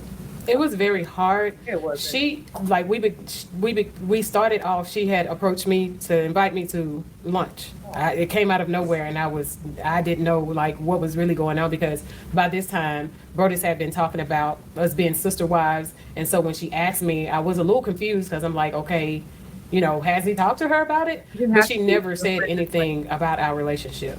Even when we began to play tennis, it was her who initiated it, so it was uncomfortable for me, but we were friendly. And it was hard, but I still did it because I wasn't going to tell her because I love Broadus. When Broadus told you that he wouldn't walk you outside, he said, Tab will do it. How did that make you feel? Rejected. Rejected. Unworthy. Stupid. I was so stupid. And it hurt so bad. Were you angry or were you hurt? I was hurt. Were you thinking clearly when you pulled the trigger? No. Were you reacting to that situation? Yes. Was that a traumatic situation for you too, in retrospect? Oh, yes. I hate what happened. I'm so very sorry. I never wanted to hurt anybody. I've spent most of my life helping. I never would intentionally try to hurt anybody. Did you ever plan to kill Broadus Perry? Never. When you drove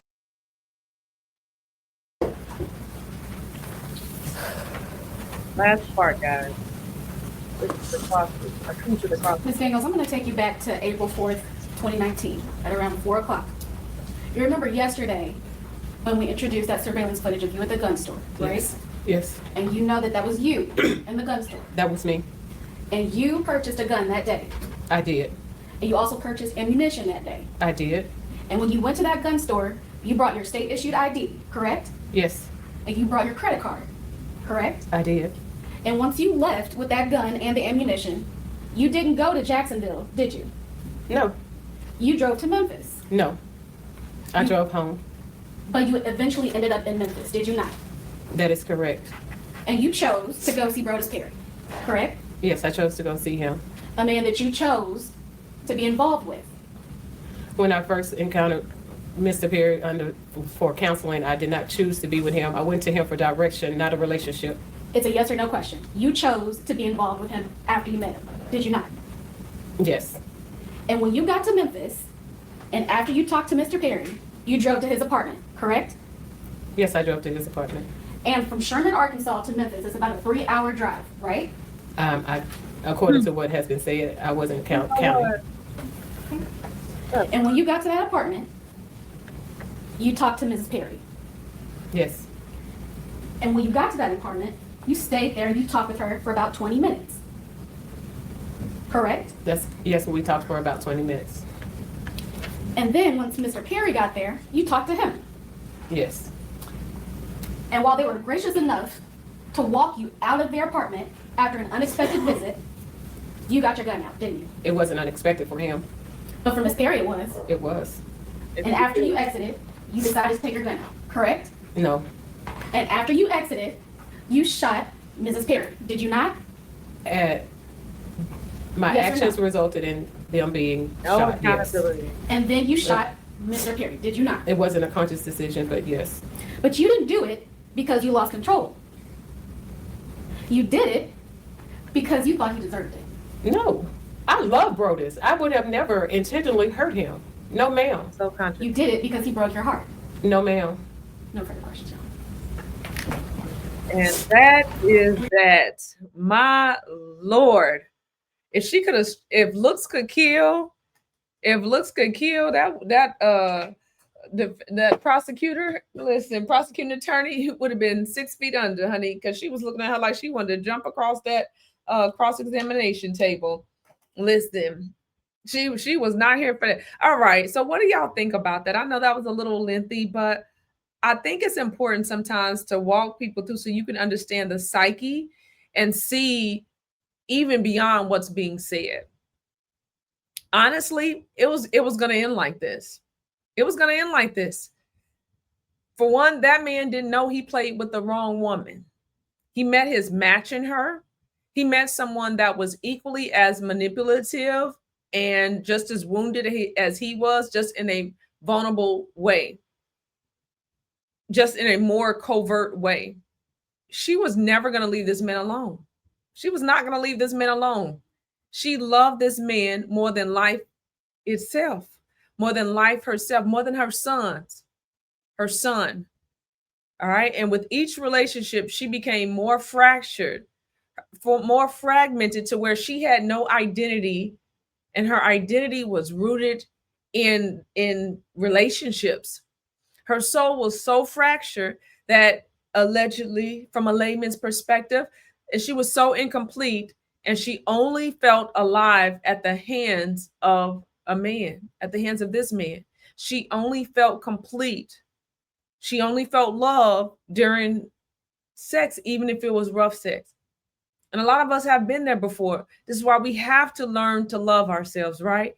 She only felt love when he was telling her what she wanted to hear, because he became her God.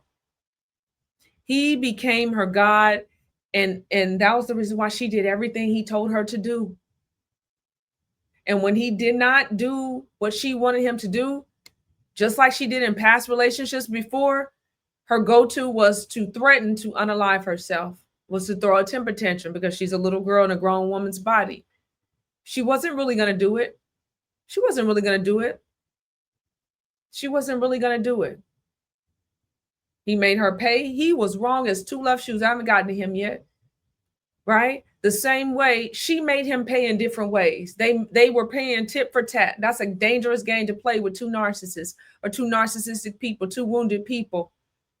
He made her pay when she threatened to walk away, and he had that, that night of rough sex with her. That was his way of making her pay, his way of taking her through a humiliation ritual, his way of seeing if she was going to still stay. And you see after that event, she went right. She wanted to be with him again because she knew enough, and she picked up maladaptive ways to get men's attention. And that was through temper tantrums. In the same way she knew how to push his buttons. They knew what buttons to push. Only one pushed too far. All right. Yes, she's a licensed, I believe, therapist, or a licensed therapist, but she has arrested development herself. She does not know how to regulate her emotions herself.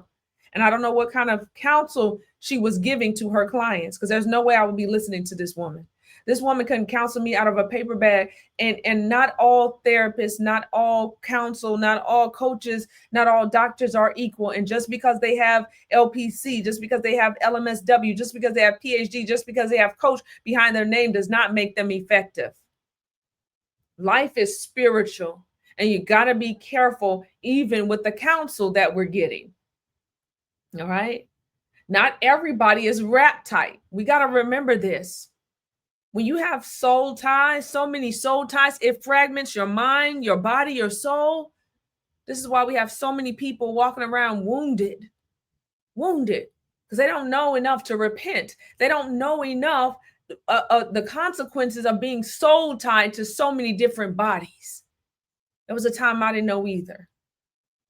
Some people are insane in the membrane, okay? So while men and women are playing games with people, you have to understand not everybody is stable. Some people are mentally unstable. They have instability in their mental faculties. They look like somebody's home, but the lights are on, but nobody's home. She was not going to leave this man alone. She was not going to leave this man alone. She wasn't. She didn't know what love was. She said that she thought, she probably thought he was her soulmate. He love bombed this woman's socks off.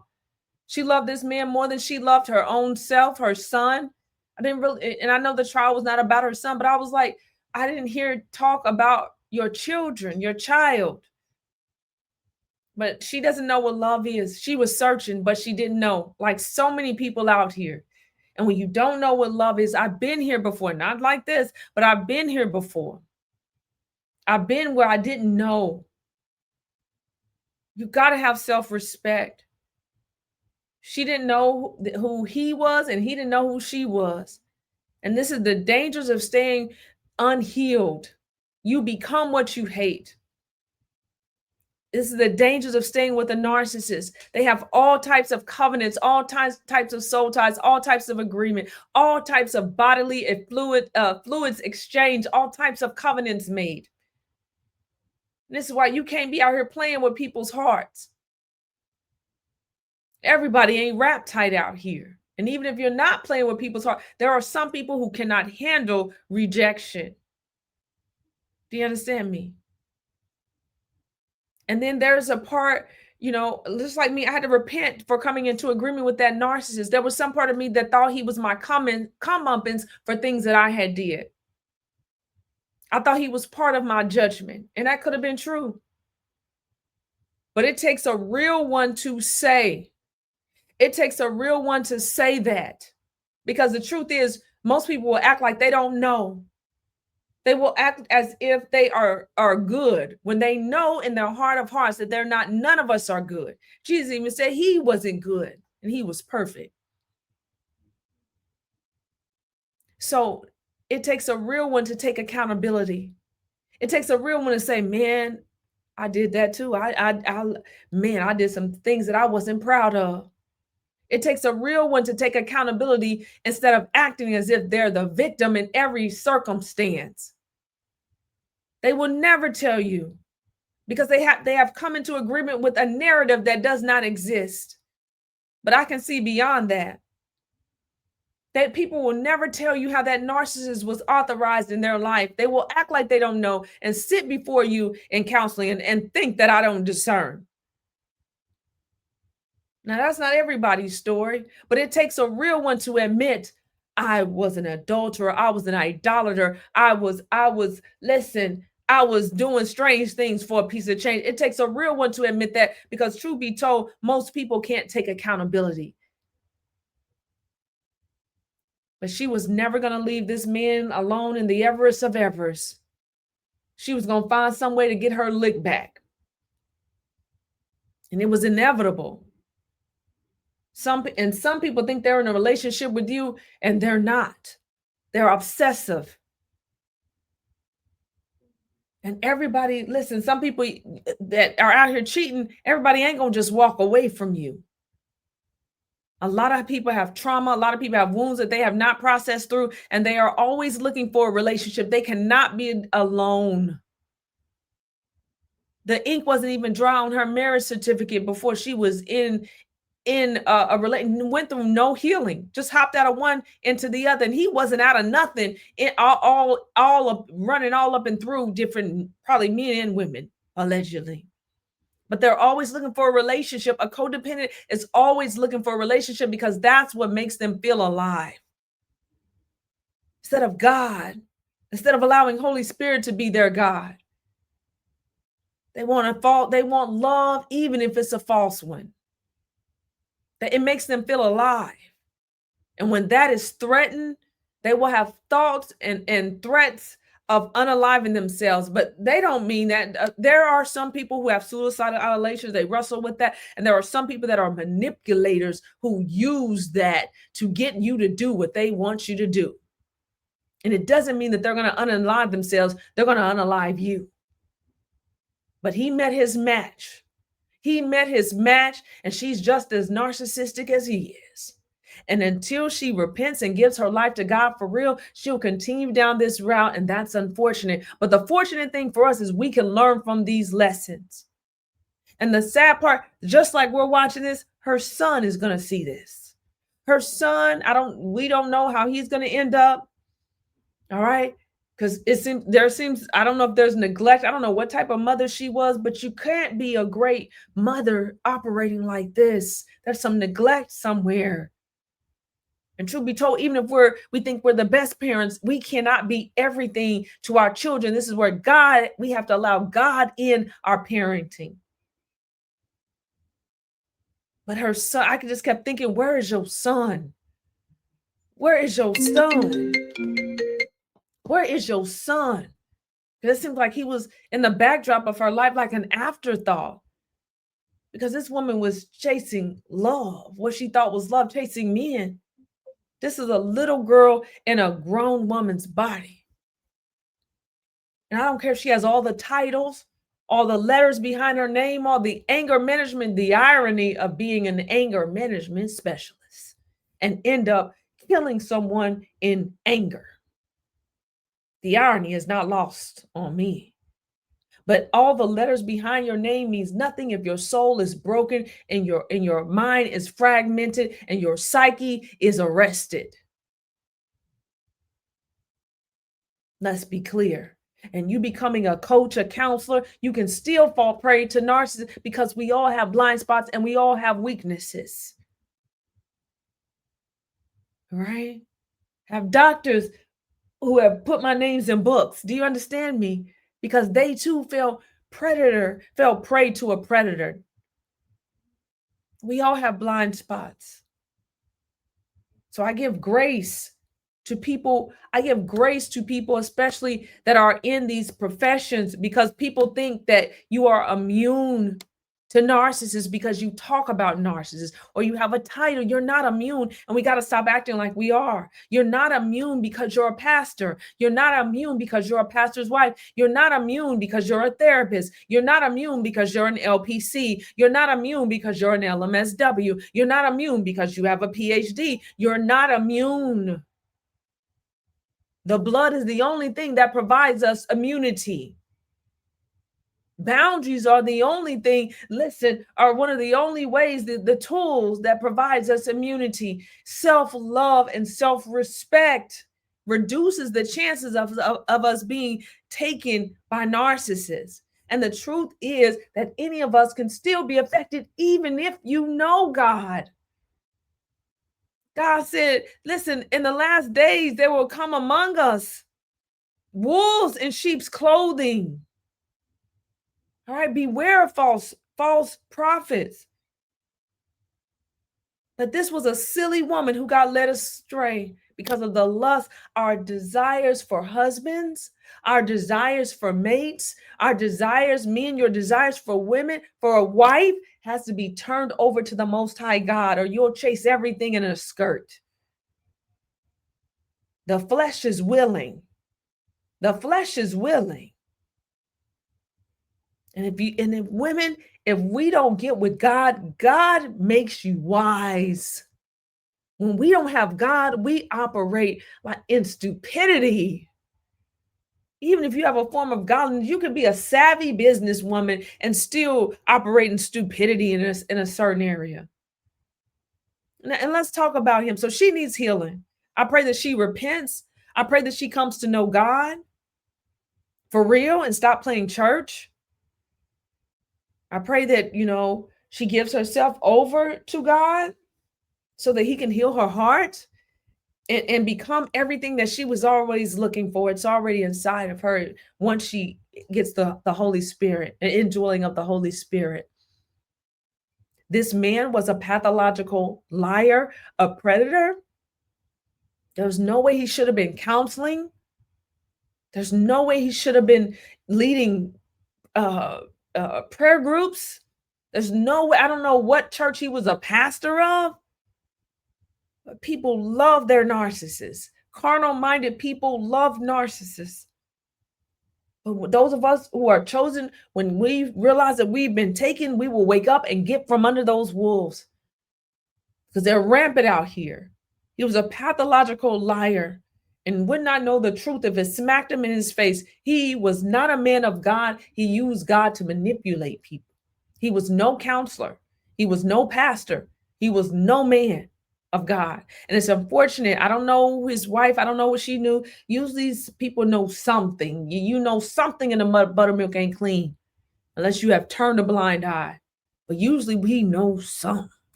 We know some. We know some ain't right.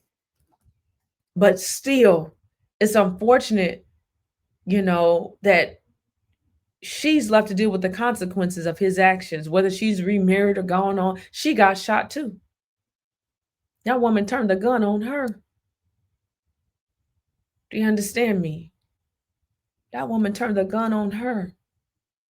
Why? Anger, pain, trauma, rejection.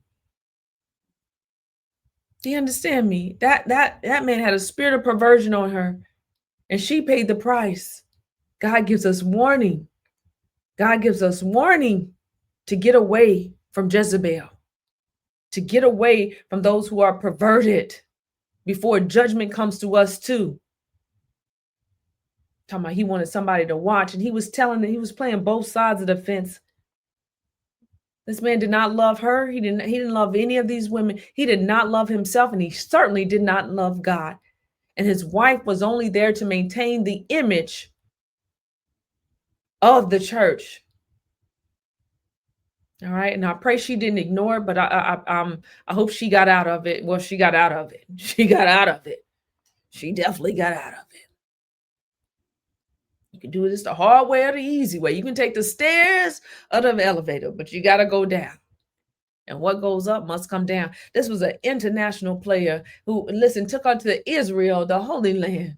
Took his mistress to the Holy Land. The Bible is clear. No adulterers will not inherit the kingdom of heaven. That's idolaters and that's adulterers. In both, in the sense where you cannot have other gods before God, the Most High God. And Pastor Pointer, who is this man? These pastors cover for one another. So all this woman knew was how to get men's attention through sex and temper tantrums, saying she was going to unalive herself. If she was going to unalive herself, she would have did that in Arkansas. She didn't have to drive to Memphis, but she did that because she had a spirit of murder on her, and she came into agreement with it well before she knew what she was doing. She knew what she was plotting. She knew what she was planning. And she left her home and drove 3 hours. She had 3 hours to decide to make a better choice. And what he did was wrong. And what she did was wrong, but she was on a murder mission. She was on a suicide mission, and she wanted attention, and she got it by saying she was suicidal, and she befriended this man's wife. She made him her idol. She wanted closure. She didn't come there for closure. She didn't really want closure. She wanted to throw another temper tantrum to get her idol back, to make her feel better, to soothe her soul. And that's the way she found how to do it. This is the kind that becomes acrimonious, like Taraji in that movie. She had their address. She knew. You see how she answered those questions. She knew. She knew. She knew how long it was going to take to get to his house. She probably already had his address. She planned they're going away. I believe she got his address and let him know. He underestimated her, though. He underestimated her crazy. He underestimated her instability. He thought he was in control. And she bit down at that door because she knew her intentions. And she made a decision to throw one last temper tantrum, because she could have still unalived herself. She could have went outside. Now, if she was going to do that, God forbid. But those were just idle threats. Stop making idle threats. And I'm not talking about just with suicide. I'm talking about with saying you're going to leave somebody. And you know, men know, sisters, that is a sign of weakness. Do you understand me? Of a weak woman, you sitting around making idle threats. Well, if you're going to do that, they know all you doing is yapping and you sound like a little chihuahua. Real women don't make threats. We follow through on promises. Do you understand me? And that means we have self-respect enough. If somebody is not honoring our bodies, but first you have to honor your body. It doesn't work. You have to love yourself first. We have to love ourselves first, right, brothers? We have to love ourselves. So the relationship dynamic, as I close, she loved him more than she loved herself, and she lost her identity in him. She didn't know her identity. Her soul was fractured. She felt complete only during sex or when he was giving her validation. And that's why and then we get it. Listen, we love a compliment, baby. Women love compliments like we love shoes. Okay. But we can't be, but when you learn that you are enough, listen, if nobody ever tells you that you're beautiful, you know you're beautiful. You know you're a bad woman walking. If nobody ever tell you, because you're already validated by the Most High God, but you can't allow somebody else to become your God, feeding a false sense of worth. These people can't make me, nor can they break me, because I'm God made. That's how we're supposed to be. Her behaviors, the suicidal threats, the emotional, and that was witchcraft. They were doing witchcraft on one another. Emotional manipulation mirrored his abuse, just in a different way. Both displayed narcissistic tendencies. Low empathy. You have to have low empathy for someone. Self-absorption, emotional chaos. Licensed therapist, but emotionally arrested. Pastor, but emotionally undeveloped. Low empathy. Letters after both of them, letters with behind their name, but no inner healing. Had platforms and counseling offices, but no healing themselves. This is an example of spiritual and psychological codependency, witchcraft, and idolatry at its finest. But he met his match, someone that was both just as manipulative and both broken. And she sought validation through obsession. He sought power through control. This is why God allows us to go through spiritual ICU to heal in our hearts, because we think we're so good until God shows us. He shows us our hearts. He shows us our desires. All right. People who can't be alone mirror narcissist avoidance of introspection. You can't be if you cannot be by yourself, you cannot introspect. That's why narcissists surround themselves with so many enablers, so they don't have to look inward. But when you're in spiritual ICU, God allows you to see you. Yeah, and some relationships are judgment, not blessings. But God is not mad at you. You're never too far gone to come to him. I don't care how many people you slept with. I don't care how many affairs you had. You're never too far gone to repent. And that means to do a 180 and to turn away from that lifestyle. He'll clean you right on up. But every sin has consequences, and love doesn't override spiritual law. Love covers a multitude of sins, yes, but we still have to repent and turn away from it. So spiritual warfare and consequences, soul ties and covenants made through sex create spiritual bondage. Suicide is a spirit of murder. That's what suicidal idolizations are. It is a spirit of murder. It is destruction turned inward or outward. It's murder. So if you have suicidal idolization, you need to break up with a spirit of murder. Because you make agreement with it, it will try to overtake you and speak thoughts into your mind. Murder was her final temper tantrum. When false love is threatened, the unhealed seeks control, even violence and vengeance. God said vengeance is his. But that's the ultimate deception when you exchange the truth of God for a counterfeit relationship. And we've been there. We've been there. So the key warnings and lessons, our takeaways: self-respect is non-negotiable. If someone is inviting you into a three-way relationship, especially a man, he does not love you. A woman does not love you. Love protects, it provides, it covers. Someone that loves you does not want to bring somebody else into your relationship because you are enough. You are more than enough. You have to know you're more than enough, because narcissists will test your boundaries. They will test your gangster and your boundaries. And you got to stand on kingdom business and be willing to walk away from anybody as long as you don't lose God and yourself. Never be willing to betray yourself to get love. Never be willing to betray yourself to get a friend or whatever. Never be willing to betray God for a relationship. That's what idolaters do. And we have to stop spiritualizing dysfunction. God sent me this man. No, he didn't. God will never send you a narcissist, but the devil will. Key lessons: stop idolizing people. Stop idolizing pastors. Stop thinking that somebody, because we're coaches, we're therapists, we're counselors, that we are not gods. They're not gods. They can be wrong. We can be wrong. We can make bad decisions.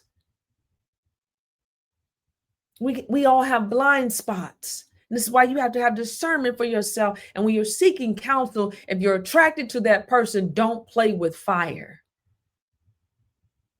Heal before you date, before you court. We shouldn't even be heal before you court, so you won't be out here driving while under the influence of rejection. All right. Therapists, pastors, counselors, LMS, WLPC can be broken too. Discern your counselors. Some of them are narcissists too. Narcissistic relationships are unholy alliances that masquerade as love. It's not love. And parents, love your children. Love yourself enough to want to help heal your children. Before you bring children into this world, learn to love yourself if you haven't. But if you already have them, start with loving God, loving you. You'll make decisions for them too. You'll make better decisions for them too. All right. So no more loving anybody else before we love ourselves, before we love God and ourselves. Otherwise, we'll be in adultery. Got to address those soul wounds. Especially you're a therapist by trade, but emotionally arrested. That's intellect without introspection, and you need both. Those narcissistic threats are about dominance and despair. All right. So I pray we learn the lessons in this.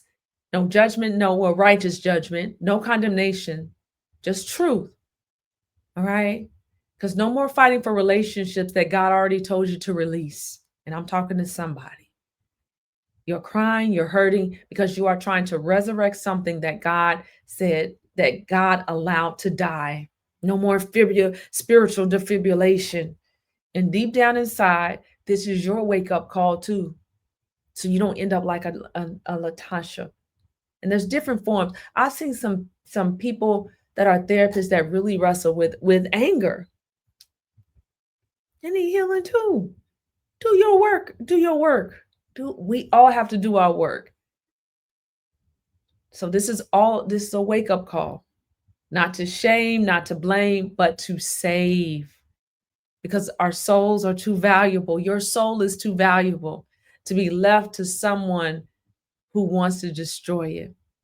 So when you choose, when you betray God for a man or a woman, you will face the consequences.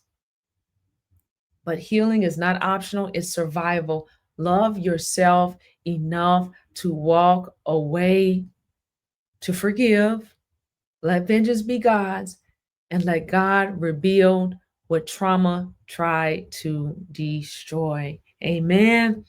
Amen. All right, y'all. So let me know in the comments. I know this was a little lengthy. Hey, it is what it is. You watch it or you won't. All right. I want to implore you, if you haven't, to get my book, The Imposters. All right. It is available on Amazon. I talk about the counterfeit church. All right. And then one of the ladies that that was in the Exodus group, she birthed her first journal. It's called The Wailing Room. All right, by Kimora Booker, a prophetic dreamer, writer, intercessor devoted to ministering, healing, deliverance, and restoration to women. All right, so The Wailing Room, you can find that on Amazon. The Imposters, you can find that on Amazon. All right, this is what we do. We birth, listen, ministries, blessings. We go back and we help other people. The paperback copy of The Imposters is out. But you know what? The print, I don't really necessarily, I'm not in love with the print, so I might take that down. But if you want to, the paperback is on there as well, okay? For a limited time. All right. I'm sorry, the hardback. And then the paperback is available. And then The Wailing Room. All right. So God bless y'all. If you have a book and you want to send it to me, email it to me. I love books. Prayer is my love language. I love reading books. I love movies. Listen, I love, the lessons learned. These are all case studies. These are all case studies. All right. These are case studies. So what are your lessons learned out of this? What do you think about this? These are some pictures of her when she got arrested, Latasha. And this is, that man and his wife on some of those pictures. All right. I can't even say rest. Okay. All right. So you can find more on the internet. This story just really intrigued me because I was like, this happens all the time, y'all. It happens. It happens in the church. It happens outside of the church. And this is not a reason. Listen, we are the church. So when I speak as the church, I have to make that clear. All right. I am speaking as Paul. Listen, this is like a letter to the church. Get right, church. I'm not speaking as someone. I love the church. Jesus died for us, for the church. He's coming back for a spotless church. He's not coming back for this carnal church. He's not coming back for this. He's coming back for those who are under the blood. He's not coming back. Remember, there's a counterfeit church, and what many people are describing as church hurt. What many people are describing that is going on in many of these churches. This is the counterfeit church. And if you want to know the difference, get my book, The Imposters. It exposes prophetic witchcraft, orphan economies, and modern day slavery in the name of ministry. It will bless you. It will bless you. I promise you, you'll be blessed. All right. So God bless y'all. Let me know what you think down below. What do you think about this? Do you see Latasha as a victim? Do you see Brodus as a victim? Do you see the wife? And yes, I mean, victims come, but we gotta get beyond that. We can't allow these things to, identify us. We're all gonna go through pain. We're all gonna experience trauma. But what do we do with that? Do we become like what we went through, or do we rise above it? All right. So let me know what you think. She gets sentenced in December, I believe. She was found guilty of second degree manslaughter, I believe. So she did not get first degree. So that's good for her, because it seems like this was very planned. So listen, that's the mercy. That's mercy right there. That's mercy. So anyway, what do you think about all this? Let me know in the comments down below, and I'll see you next time. God bless y'all. Bye-bye.